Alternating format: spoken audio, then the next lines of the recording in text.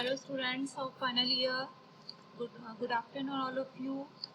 Girls आज जिस topic के बारे में हम बात करेंगे वो है पारिवारिक जीवन से समायोजन, यानी कि मध्य प्रौढ़ अवस्था में पारिवारिक जीवन से समायोजन।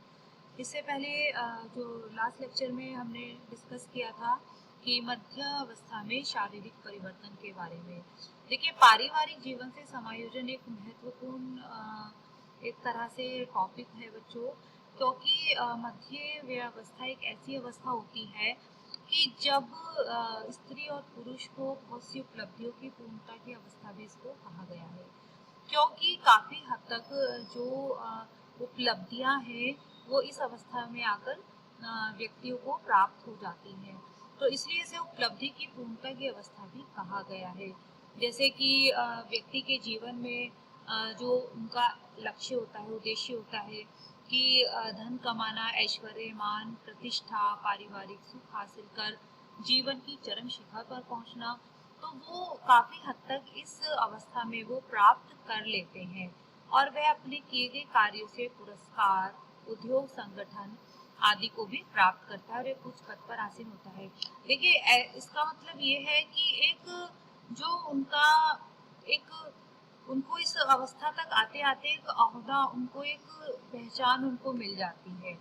ठीक है, वो जिम्मेदारियों से फ्री हो जाते हैं और जो भी उन्होंने अपने युवा प्रौढ़ अवस्था से लेकर इस अवस्था तक किया, उसका उनको एक तरह से किए गए कार्यों का फल उनको प्राप्त होता है। पुरस्कार से अर्थ यही है कि उनको उनके किए गए कार्यों का पारितोषिक उनको प्राप्त हो जाता है। वो पारितोषिक ऐसा नहीं कि कोई उनको कोई गिफ्ट दे रहा है, एक तरह से जो उनके जीवन के सभी लक्ष्य थे वो उनको प्राप्त हो जाना। उनको धन है, कामना है, ऐश्वर्य है, जो भी उनकी समाज में मान प्रतिष्ठा है वो उनको वो हासिल कर लेते हैं। देखिए, जरूरी नहीं होता कि मध्य अवस्था तक ये जो चीजें हैं वो सभी प्रौढ़ को प्राप्त हो जाती है, सारी उपलब्धियां। कभी कभी ऐसा भी होता है कि कुछ प्रौढ़ इन कार्यों में असफल रह जाते हैं कि वो जो है अपने, क्योंकि देखिए ये इसलिए होता है कि जब किसी नव प्रौढ़, जो आपने पढ़ा भी है, नव प्रौढ़ अवस्था, अर्ली अडल्टहुड, उसमें बहुत सी समस्याएं, बहुत से समायोजन आते हैं, लेकिन जब उन समस्याओं समायोजन को ठीक से वो फेस नहीं कर पाता है, सारी कठिनाइयों को फेस नहीं कर पाता है, तो मध्य प्रौढ़ अवस्था में भी जो व्यक्ति है, कोई भी स्त्री या पुरुष है, वो इस तरह की धन, कामना, ऐश्वर्य, मान प्रतिष्ठा को प्राप्त नहीं कर पाता है। तो जरूरी नहीं है कि इस अवस्था तक आते आते वो सफल हो जाते हैं। कुछ प्रौढ़ असफल हो जाते हैं और दुखी, चिंतित और असुरक्षित होते हैं, अपने भविष्य को लेकर, अपने बुढ़ापे के बारे में वो चिंतित रहते हैं। देखिए, इस अवस्था की जो समस्याएं हैं अन्य अवस्थाओं से भिन्न होती हैं। जैसे कि व्यक्ति जिन समस्याओं का सामना करता है उनमें जो मध्यम वर्ग के प्रौढ़ ज्यादा परेशान दिखाई देते हैं और प्रौढ़ महिला की समस्याएं भी कुछ अलग प्रकार की होती हैं। एक तरह से हमने पढ़ा था पहले कि नव प्रौढ़ अवस्था भी समस्या बाहुल्य की अवस्था इसको माना जाता है, लेकिन जब उस अवस्था में समायोजन सही से नहीं कर पाते हैं, उन समस्याओं को फेस सही से नहीं कर पाने के कारण जो भी उनके जीवन के लक्ष्य थे, जब वो उनको प्राप्त नहीं हो पाते हैं, तो वही समस्याएं, वही जो उनके समायोजन संबंधी समस्याएं हैं, वो फिर इसके मध्य प्रौढ़ अवस्था में जाकर व्यक्तियों को फेस करनी पड़ती हैं। ज्यादातर इस वर्ग के प्रौढ़ जो है वो ज्यादा परेशान दिखाई देते हैं। तो गर्ल्स, जैसे कि पारिवारिक जीवन से समायोजन को प्रभावित करने वाले कारक कौन कौन से होते हैं। देखिए, जो अब हम बात करेंगे कि जो पारिवारिक जीवन से समायोजन को कौन कौन से ऐसे कारक हैं जो प्रभावित करते हैं, कौन कौन से ऐसे समायोजन या समस्याएं हैं जिनके कारण जो प्रौढ़ व्यक्ति है, जो मध्य व्यवस्था है, उसमें बहुत सारी समायोजन उनको करने पड़ते हैं। जैसे कि सबसे पहले हम देखते हैं परिवर्तित भूमिकाओं से समायोजन। सेकंड है गर्ल्स, दाम्पत्य जीवन से समायोजन। थर्ड, अस्थिर आशंकाओं से समायोजन। देन नेक्स्ट है एकाकीपन से समायोजन। देन नेक्स्ट है वृद्धावस्था की तैयारी की समस्या। तो ये 5 पॉइंट्स, जो 5 फैक्टर होते हैं, ये पारिवारिक जीवन से समायोजन में महत्वपूर्ण प्रभावित करने वाले कारक होते हैं पारिवारिक जीवन में समायोजन को। तो अब बच्चों नेक्स्ट हम जैसे बात करते हैं, जो फर्स्ट पॉइंट था परिवर्तित भूमिकाओं से समायोजन। क्या है इसका अर्थ कि परिवर्तित भूमिकाओं से समायोजन मध्य व्यय अवस्था का पारिवारिक जीवन के समायोजन को प्रभावित करता है। कि विवाह के बाद स्त्री व पुरुष को कुछ प्रमुख समायोजन करने पड़ते हैं, जैसे कि सबसे पहले पति पत्नी को विभिन्न घरेलू समस्याओं हैं, बच्चों के पालन पोषण, मातृत्व और पितृत्व की भूमिकाओं, सॉरी गर्ल्स ये पितृत्व है, आप इसका करेक्शन कर लेना, पितृत्व की भूमिकाओं से उत्पन्न समस्याओं से समायोजन करना पड़ता है। विवाह के बाद भी माता पिता दोनों की भूमिकाएं परिवर्तित हो जाती हैं और परिवार जो है से जो शाखाएं निकल पड़ती हैं, यह समय महिला के लिए इतना विशेष रूप से नया होता है। देखिए पारिवारिक परिवर्तित भूमिकाओं से समायोजन, जैसे कि हमने इस बारे में पहले भी बात की थी कि जो मध्य व्यय अवस्था तक आते आते जो स्त्री पुरुष है वो अपने बेटों की शादी कर लेते हैं, तो घर में जो नए सदस्य का आ जाना, फिर साथ ही माता पिता की भूमिकाओं में भी परिवर्तन हो जाता है, वो नाते पोती हो जाते हैं, तो परिवार से शाखाएं निकल पड़ती हैं। तो ये समय विशेषकर महिलाओं के लिए विशेष रूप से नया होता है, क्योंकि पुरुष तो फिर भी बाहर रहकर अपना टाइम अपने काम में खर्च कर लेते हैं, लेकिन स्त्रियों को जो है वो घर में रहकर उनका जो नया उनको एक भूमिका का नया जो उनको भूमिका मिली है उसको वो उनके लिए वो बिल्कुल नई होती है। गर्ल्स यहाँ पर ये पितृत्व कर लेना आप, ये बाय मिस्टेक मिसप्रिंट हो गया है।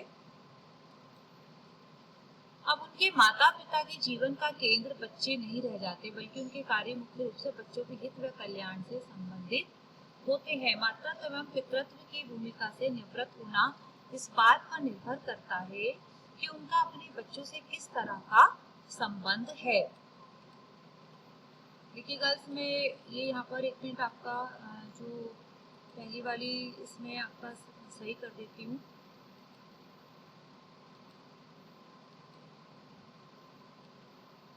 ये यहाँ पर थोड़ा मिसप्रिंट हो गया था। ओके गर्ल्स इसको सही कर लेना।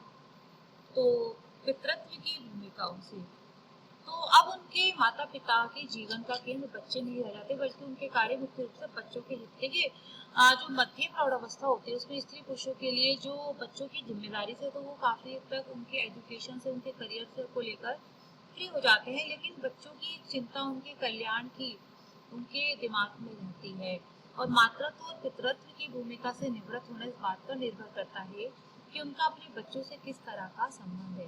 देखिए कोई कोई बात संबंधों की है, तो अगर कोई लड़का है या कोई पुत्र वधू है वो अलग रहते हैं तो फिर भी उनकी जिम्मेदारी जो होती है स्त्री पुरुष की वो इतनी ज्यादा नहीं रहती, लेकिन अगर साथ रहते हैं तो माता और पिता की जिम्मेदारी अपने पुत्र के लिए, अपने पुत्र वधू के लिए और अपने आगे के जो पोते पोती होते हैं उनके जो शाखाएं हैं, फिर आगे बढ़ने वाला जो वंश है उनके लिए ज्यादा हो जाती हैं। और उन्हें अपने कर्तव्य से मुक्त हो जाने पर उसकी कितनी तैयारी की है, मातृत्व मंत्र की भूमिकाओं से मुक्त, कर्तव्य से मुक्त हो जाने पर उनकी कितनी तैयारी उन्होंने की है। तो ये सब इस चीज पर निर्भर करता है कि उनके आपस के बीच के संबंध किस तरह के हैं। देन नेक्स्ट है गर्ल्स, मातृत्व मंत्र की भूमिकाओं से मुक्त होने की स्थिति में जो अच्छा समायोजन करते हैं उन्हें अपने जीवन साथी के ऐसे कार्यों में अधिक समय व्यतीत करते हैं, जैसे कि घर की मरम्मत है, बाहर भोजन करना, भोजन पर आदि मेहमान आदि को बुलाना, क्लब के सदस्य बनना, सिनेमा देखना। और पुरुष अपने कार्य में अधिक समय देते हैं क्योंकि पूर्व में बच्चों के साथ बिताए गए समय की अपेक्षा कार्यों के प्रति समय की पूर्ति हो सके। इस तरह काम में व्यस्त रहने से परिवर्तित भूमिकाओं के साथ सफलतापूर्वक आयोजन करने में उन्हें सहायता मिलती है। देखिए स्त्रियों के लिए बताया गया है कि जैसे कि जो स्त्रियां होती हैं जब वो अपनी जिम्मेदारियों से इस अवस्था में आकर फ्री हो जाती हैं तो उनके लिए कौन कौन से कार्य होते हैं, जैसे कि थोड़ा घर की मेंटेनेंस को देखना, फिर या फिर कहीं बाहर डिनर पर जाना, या फिर किसी मेहमान को अपने घर बुलाना, या फिर कोई जैसे कि कोई क्लब ज्वाइन कर लेना, मूवीज देखना। तो ये सब स्त्रियों के लिए, और साथ ही पुरुष अपने कार्य में अधिक समय इसलिए देते हैं क्योंकि जो बच्चों के साथ बिताए गए समय की अपेक्षा वो अपने कार्य के प्रति समय की पूर्ति हो सके, कि जो समय उन्होंने कभी अपने लिए बच्चों को नहीं दे पाए, वो अब अपने बच्चों की संरक्षण को, उनके कल्याण के लिए देकर उसमें व्यस्त रह सके। तो जो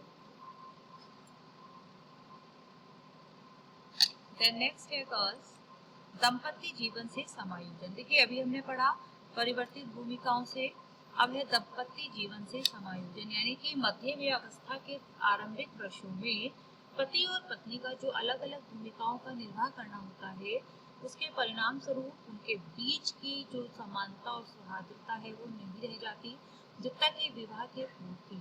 मातृत्व और पितृत्व है कि दायित्वों से होने के बाद एक बार फिर उन्हें पति पत्नी साथ सहयोग होने लगते हैं। वही चीज है देखिए कि दाम्पत्य जीवन से समायोजन की, जब अपनी जिम्मेदारियों से फ्री होने के बाद जब उनको लगता है कि हाँ हम मातृत्व और पितृत्व की जिम्मेदारियों से अब मुक्त हो गए हैं, तो वो एक दूसरे का साथ अब ढूंढते हैं।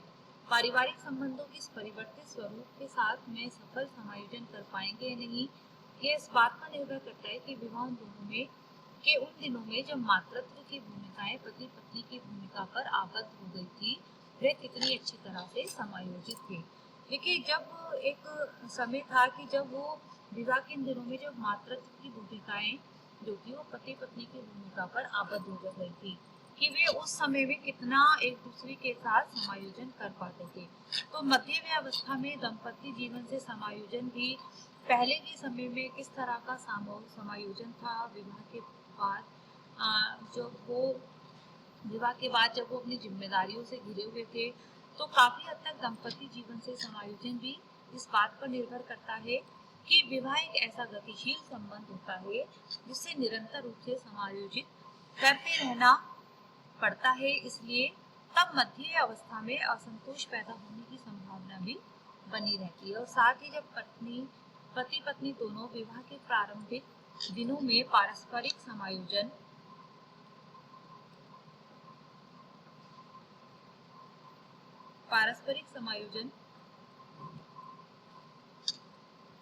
करने में असफल रहे, तो केवल तब तक साथ रहे हों तब तक कि बच्चे घर में रहें। देखिए एक चीज और भी देखी गई है कि मध्य अवस्था में असंतोष पैदा होने की संभावना तब भी रहती है कि जब पति पत्नी केवल बच्चों की देखरेख के लिए, कि हमारे ड्यूटी है बच्चों का पालन पोषण करना, तब तक वो साथ रहे हों, तभी तक उनमें समायोजन बनाए रखा हो केवल बच्चों की वजह से। तो ऐसी स्थिति में भी जब वो अपनी जिम्मेदारियों से इस अवस्था में आकर फ्री हो जाते हैं, तब भी उनके बीच में जो है दाम्पत्य जीवन में समायोजन जैसी जो तथ्य है तत्व है वो उनके पारिवारिक समायोजन को प्रभावित कर सकता है। ओके गर्ल्स, ये टॉपिक मैंने आपको दाम्पत्य जीवन से समायोजन यहाँ तक आपको क्लियर कर दिया गर्ल्स। नेक्स्ट इसी टॉपिक को कंटिन्यू करते हुए कुछ 3 पॉइंट्स और रह गए आपके, वो नेक्स्ट वीडियो लेक्चर में मिलती हूँ मैं आपको उनको लेकर। आई होप आपको समझ में आया होगा। Thank you.